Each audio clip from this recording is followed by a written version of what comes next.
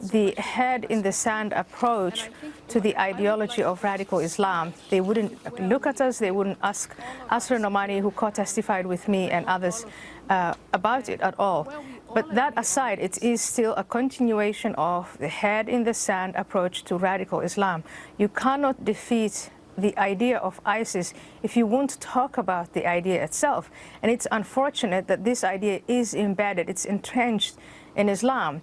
And I made, and so did my colleague there, we made a distinction between Islam as a doctrine and Muslims as people, and we insisted that not all Muslims were radicals or Islamists or in any way, shape or form other than peaceful people, but we really have to look at this ideology that is divisive, that is full of hatred for women, people of other religions.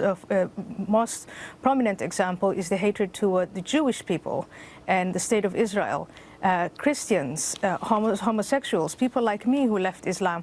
We've got to look at this because they're taking, the radical Islamists in the United States are taking advantage of the freedoms we have and the free institutions to isolate Muslim Americans and inculcate into their heads to reject American values and are promoting this idea of hatred. Unless we understand that, we wouldn't be able to eradicate ISIS, the idea of ISIS, anywhere. Yeah, I think you make some really important points, so I want to get into it. What was really stunning were the Democrats on the panel, the women on the panel, didn't ask you a simple question, not one single question about any of this, and that included Senator Harris. 3 other Democratic female senators were North Dakota's Heidi Heitkamp, New Hampshire's Maggie Hassan, and Missouri's Claire McCaskill. Did not ask you a single question about this, female genital mutilations, which, of course, you were a victim of yourself, growing up Muslim in Somalia, honor killings, forced marriages, and this unwillingness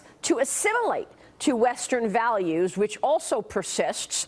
Did you make the case that while these senators are so vocal when it comes to women's issues like pay gap, abortion access, workplace discrimination, they really don't have a lot to say about what I just mentioned?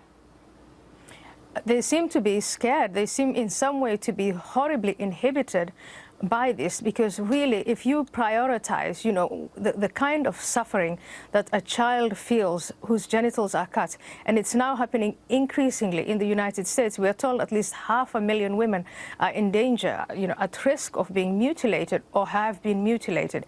And if you know this, child marriage, my foundation, the AHA Foundation, deals with women who come to us. They've been forced out of school. They've been kidnapped and taken out of the country and forced into marriages that they don't want. These are practices that are happening right here. They're beaten up, they're locked up. Why? Because they want to Americanize. They want to become like all other American girls.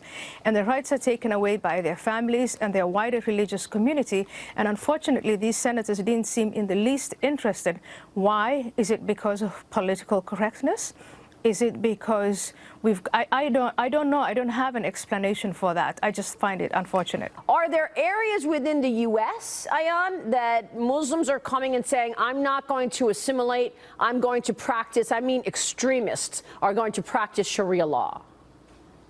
Well, there are very many areas in the United States. Muslims in the United States are spread out, where unfortunately the radical Islamists have had a huge influence on parents cocooning their children against, you know, America, against modernity, against freedom.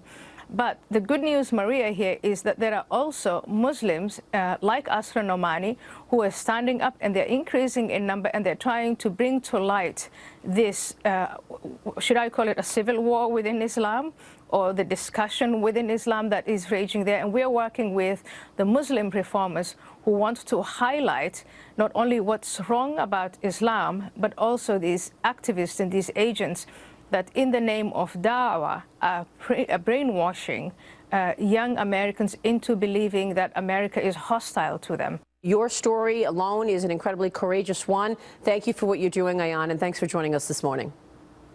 Thank you, Maria. Thank you very much for having me. We will see you soon. Ayaan Hirsi.